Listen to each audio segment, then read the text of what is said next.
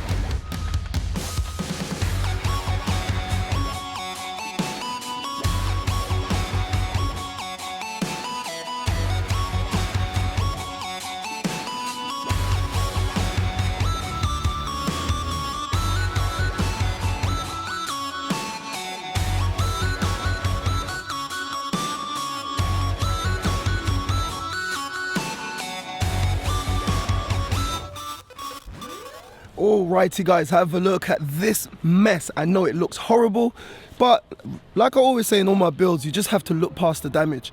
I am actually very happy with what I'm seeing. I know it looks a mess, as I said, but the important bits, top chassis leg is alright, bottom chassis leg is alright, front of the engine is alright. Normally these kind of go, or the belts will snap, or you know, I've had engines before where it's got a little crack right here or something from the impact, but untouched, everything there's fine. Few scrapes and stuff, and that's just surface on the bottom subframe right here, but once again, no major issues. No, haven't found the problem, sir. No. Guys, everyone, this has literally been the last 3-4 days. Everyone's like, oh my god, this is a rubbish car, why did you waste your money? No. It's just frustrating, but I'm sure we'll be able to get there.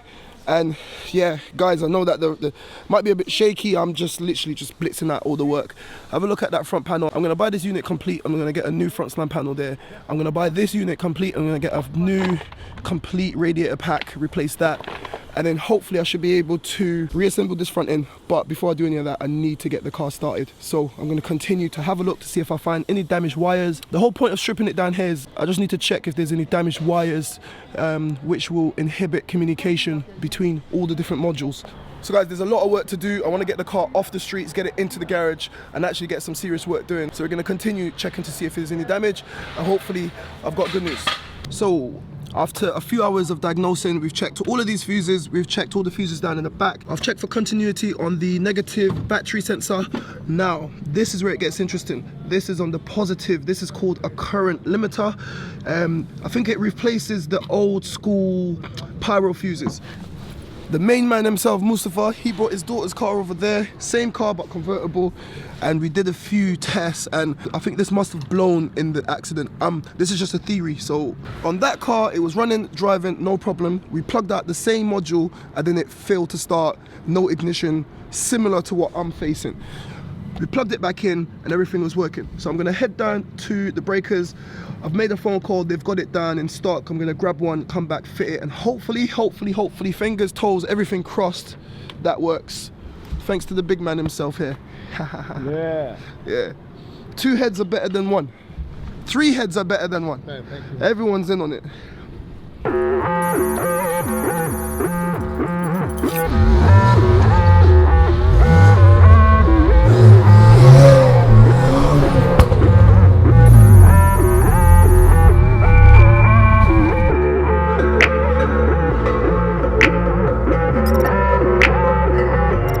Imagine I just came here, there was no accident.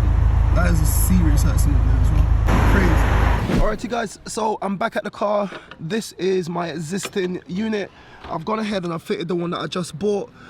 I bought a replacement battery whilst I was there. I know that the car is getting enough power. I've changed this. This is what I thought it was, and unfortunately, still nothing. Check this out. So I've got this out just in case it might be this. This is the last resort, but this is like 500 quid to buy and to get it coded. But right now I should have ignition. I should have ignition and I have nothing. So it's gone back to normal. Now I know that the key's working because I've tried a different key inside and it comes up on the screen saying that the key doesn't belong to the car. So I know that it is reading the key, it is reading everything. Like, it's so frustrating. All the fuses here are fine, all the fuses in the front are fine, the fuses in the back are fine.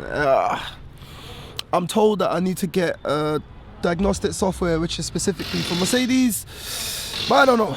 Guys, this is as real and organic as it gets. I literally have been going at this car non-stop for the last 4 days, waking up at 6, coming down here, going home at about 8, 9 at night, trying everything. I've had the professionals come out, Mercedes specialists come out, all sorts, and this is the reality with salvage cars as well. Like, you know, the majority of the time you do get a car and it is what it says on the tin. You replace a few panels and off you go. And then sometimes you get cars like this. Like, I don't think that Copart have messed me around. I don't think that anyone has messed with the car.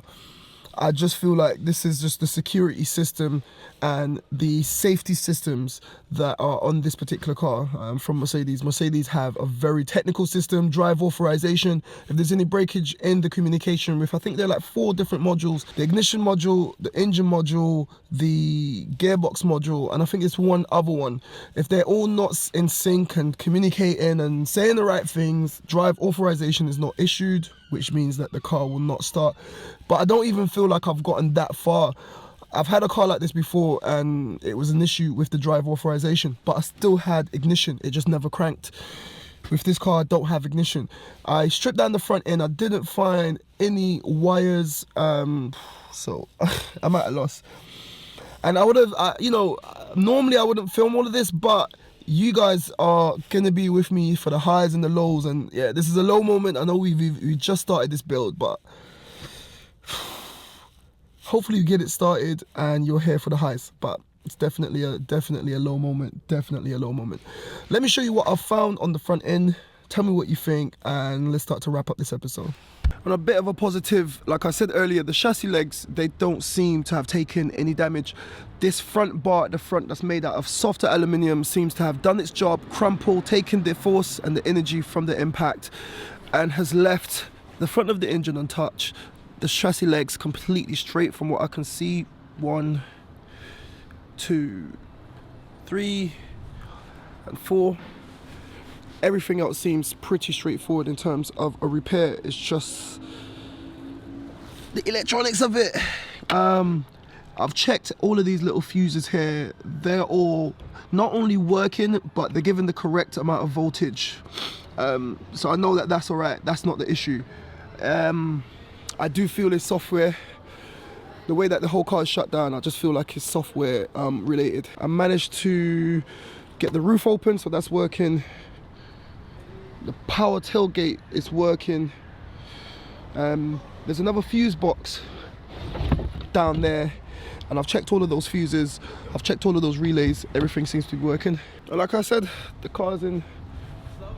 Yeah, man, Salvage Nation. Yeah, like I said, the car's in good condition. So, right, I've had enough. So guys, this is where we're gonna end this episode. Literally, there's nothing more that I can say, show, or do. I'm actually lost, so I'm hoping that one of you can get in the comments. Let me know what your thoughts are. If you've got any Mercedes specialists, do get in touch. Drop me a message on Instagram at @salvage_nation. I am desperate. I want to get this car started so I can really continue with the rebuild.